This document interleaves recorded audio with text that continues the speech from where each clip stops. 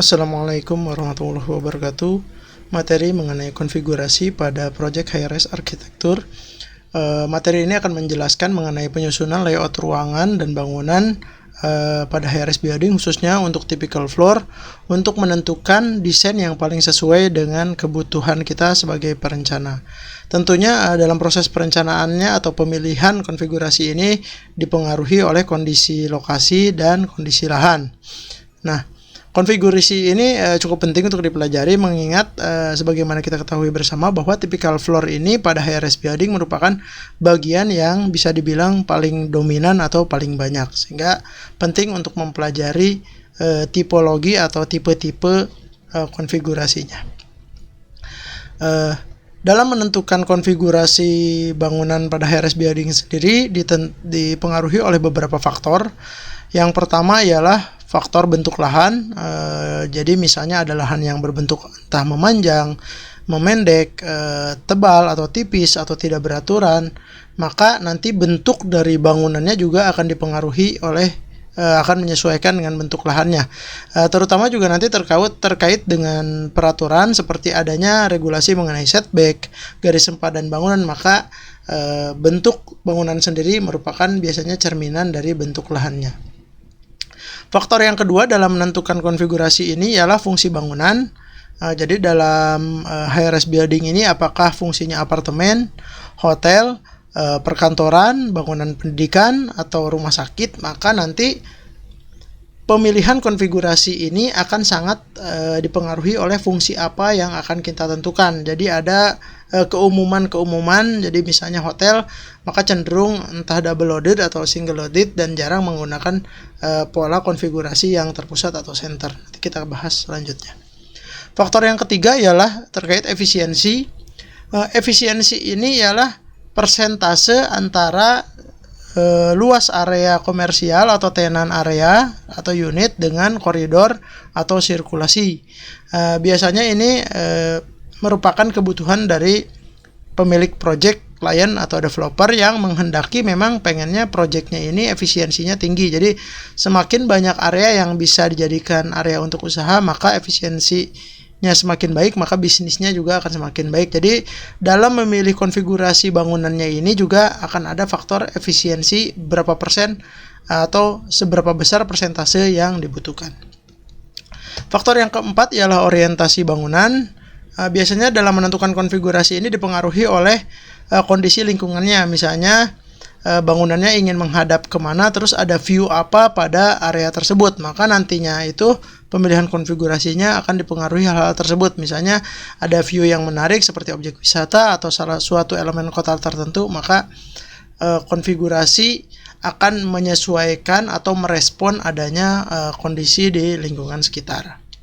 Faktor yang kelima ialah estetika. Biasanya kalau ini cenderung pemilihan konfigurasi berdasarkan konsep arsitektural dari perencana. Jadi misalnya pengen bentuk memanjang atau bentuk lingkaran atau bentuk persegi, kotak atau bentuk-bentuk lainnya merupakan argumen dalam memilih bentuk arsitektural tertentu sehingga menimbulkan kesan atau impresi yang sesuai kebutuhannya dia. Jadi ini lebih ke agak subjektif ya faktornya ini. Jadi memilih konfigurasi karena faktor estetika atau konsep arsitektural.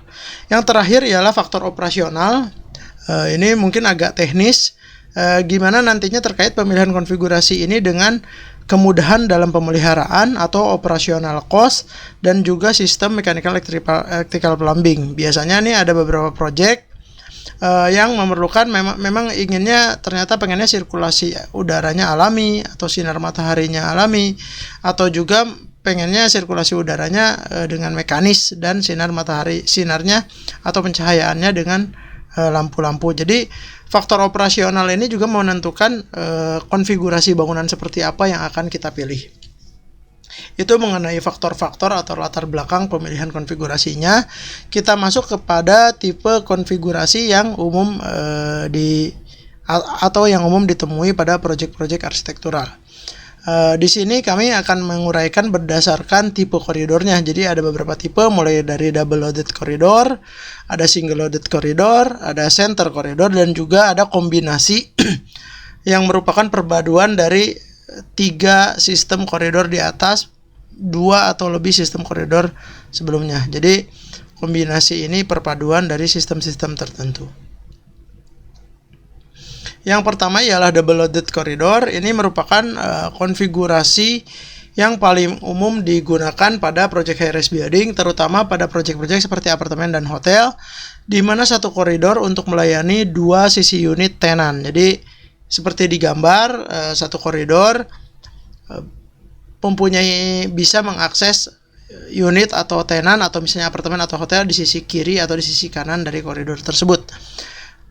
Nah, ini kalau dari sudut pandang properti atau developer merupakan tipe konfigurasi yang efisiensinya cukup tinggi. Kenapa? Karena itu tadi, yang namanya koridor itu kan ada lebar minimum, biasanya 1,8 meter lebar bersih, tapi dengan 1,8 meter pada double loaded bisa melayani lebih banyak unit di sisi kiri dan kanannya. Selain itu, pada double loaded ini sifat koridornya tertutup, jadi pada umumnya memerlukan sistem pencahayaan dan sistem pengkondisian udara mekanis. Jadi sangat jarang ditemui pada proyek seperti ini menggunakan misalnya sirkulasi udara alami, cross ventilation, dan juga pastinya yang koridor di sisi tengah itu juga tidak akan mendapatkan sinar matahari yang cukup, sehingga cenderung adanya AC atau exhaust dan juga lampu-lampu untuk pencahayaan. Pada double loaded corridor ini, satu unit hanya memiliki view ke salah satu sisi bangunannya saja. Misalnya yang sisi utara seperti gambar hanya memiliki view ke sisi utara saja, karena di sisi belakangnya ialah pintu menuju ke koridor. Begitupun yang di sisi selatan, maka hanya punya view ke sisi selatan saja. Kecuali untuk unit-unit yang berada di hook atau di pojok, maka dia biasanya memiliki lebih dari satu view gitu. Tapi itu kan presentasinya kecil, maka yang terbanyak ialah yang hanya memiliki satu view saja. Ada beberapa contoh double loaded corridor yang umum dilaksanakan. Yang pertama yang seperti di gambar tadi, yang sederhana. Terus ada juga variannya berbentuk L seperti ini. Jadi siku, terus di pojoknya ada core areanya. Alternatif lain juga berbentuk seperti huruf U, di mana ada beberapa unit yang memiliki view ke tengah gitu, ke tengah bangunan. Biasanya untuk tipe ini relatif kebutuhan lahannya harus lebar atau bisa dibilang gemuk gitu. Koridornya juga berbentuk U seperti ini, core-nya biasanya ditempatkan di pojok-pojoknya.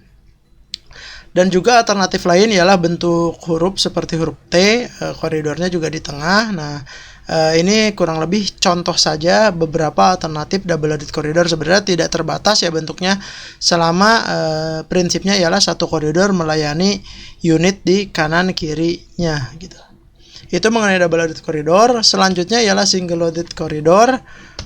Sebagaimana namanya, single loaded corridor ini ialah satu koridor untuk melayani salah satu sisi tenan saja. Misalnya entah itu di sisi kirinya atau di sisi kanannya gitu. Jadi seperti di gambar.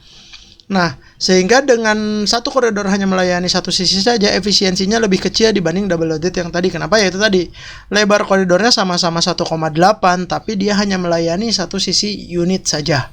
Sedangkan kalau double loaded tadi, satu koridor bisa melayani 2 unit di kanan dan kirinya.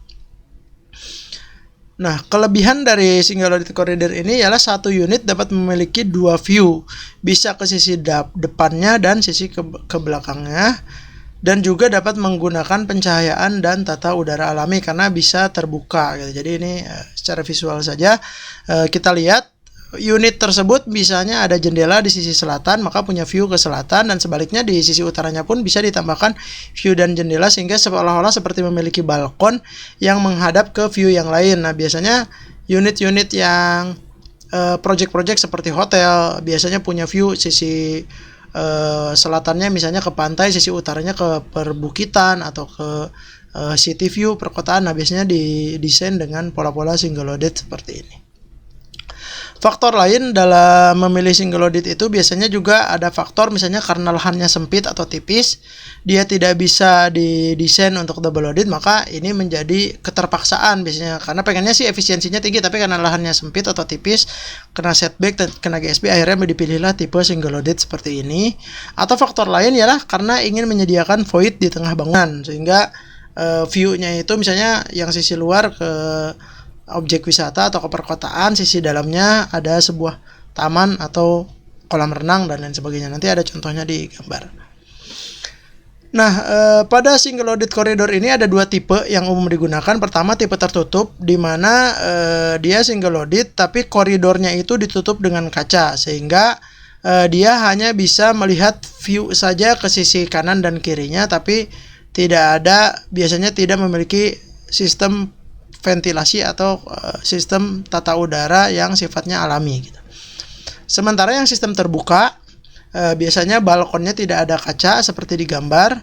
Nah, dia akan memungkinkan didesain dengan cross ventilation seperti di gambar. Jadi ada dua tipe, masing-masing tentunya punya kelebihan dan kekurangan. Nah, untuk objek-objek wisata mungkin yang areanya udaranya masih baik dan view-nya juga bagus, juga biasanya dipilih yang sistem terbuka, terutama hotel-hotel yang sifatnya resort ya. Jadi memungkinkan sirkulasi udara alami melintas di gedung tersebut.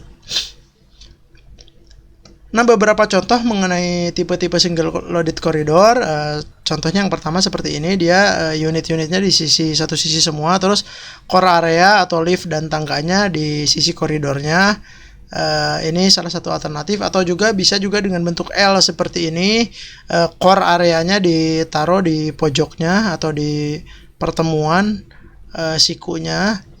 Bisa juga yang seperti diceritakan, berbentuk seperti kotak dengan void di tengahnya, sehingga dari seluruh unit dan koridornya itu bisa menikmati view di tengah project tersebut. Biasanya di tengah tersebut ada sesuatu yang menarik seperti taman atau kolam renang. Nah, sementara unit-unit yang di perimeter atau di luar menikmati view yang di luar seperti entah itu perkotaan atau objek wisata dan lain sebagainya. Nah, ini juga mirip single loaded contoh yang di paling kanan ini, cuma bentuknya lingkaran. Jadi variannya juga untuk single loaded ini banyak. Intinya ialah pada prinsipnya satu koridor melayani satu sisi unit tenan, bisa itu apartemen, hotel dan lain sebagainya.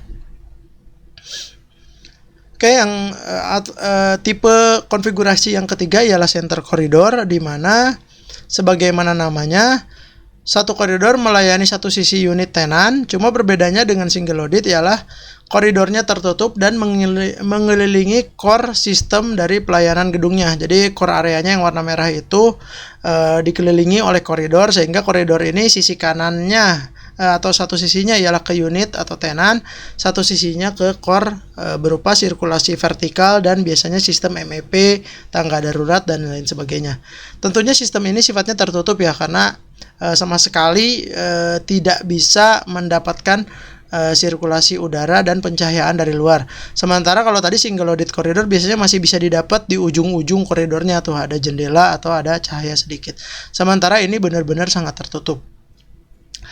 Nah, pada sistem center ini biasanya memerlukan lahan yang relatif lebih lebar dibanding sistem single dan double loaded corridor yang konvensional. Kenapa? Karena dengan core di tengah ini otomatis ada core, ada koridor dua di kanan kirinya baru unit, sehingga kebutuhannya biasanya lebih lebar dibanding dua sistem atau konfigurasi sebelumnya.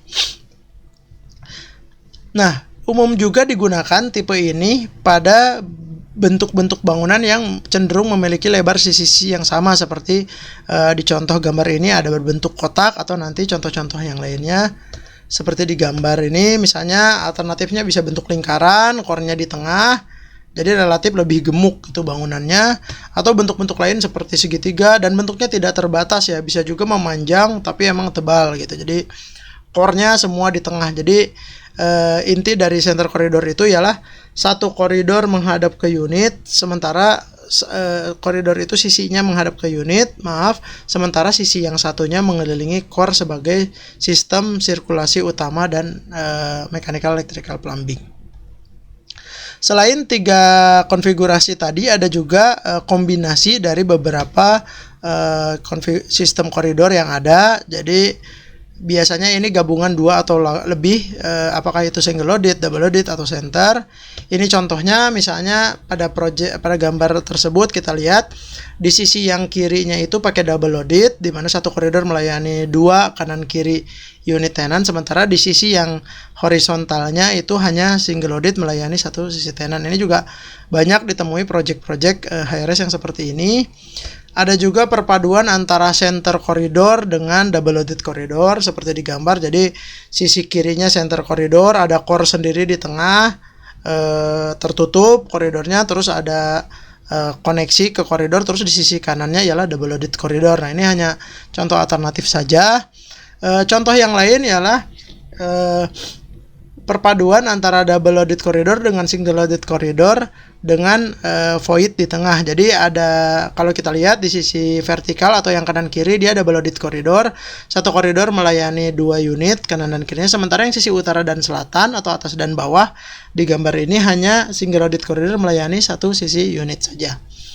Jadi itu kurang lebih contoh-contoh baik itu single loaded koridor, double loaded, center koridor, dan tipe kombinasi seperti yang gambar terakhir tadi. Demikian materi singkat mengenai konfigurasi dalam merencanakan bangunan high-rise khususnya untuk typical floor. Mudah-mudahan bisa menjadi referensi saja. Untuk tipe-tipe bangunan konfigurasi ini sebenarnya sangat beragam, bisa di googling di berbagai web arsitektur, contohnya di Arch Daily itu juga ada banyak ya. Contohnya mulai dari single loaded, double loaded, kombinasi, bahkan dengan bentuk bangunan yang lebih beragam. Ini hanya sebagai standar aja atau acuan dasar mengenai konfigurasi yang umum digunakan. Demikian materi hari ini. Terima kasih. Wassalamualaikum warahmatullahi wabarakatuh.